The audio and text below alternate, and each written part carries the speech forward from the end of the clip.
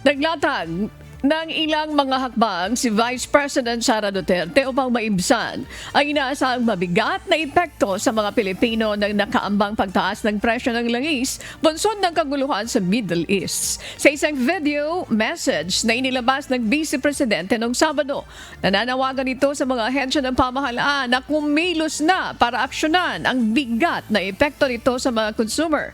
Nagbabala rin ng pangalawang Pangulo sa sinumang magsasamantala sa sitwasyon para pagkakitaan ng ating mga kababayan.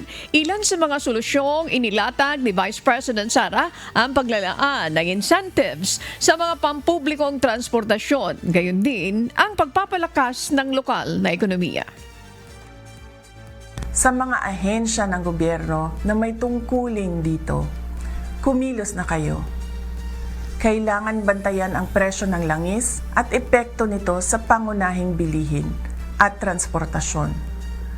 Magbigay ng maagang babala at magbigay ng paliwanag para sa mga mamamayan. Ipatupad ang mahigpit na hakbang laban sa hoarding at labis na taas presyo. Gawing regular ang inspeksyon at isarado ang mga lalabag na negosyante. Magbigay ng pansamantalang subsidiyo o price caps sa produktong pagkain at isaalang-alang ang targeted cash transfers sa low-income na pamilya.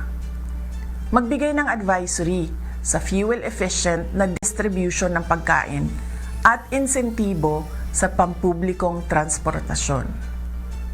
Makakahanap tayo ng paraan upang mapagaan ang ating pasanin sa pamamagitan ng pagtutulungan sa komunidad, pagtangkilik sa lokal na produkto, at pagiging maingat sa ating paggastos at paggamit ng enerhiya.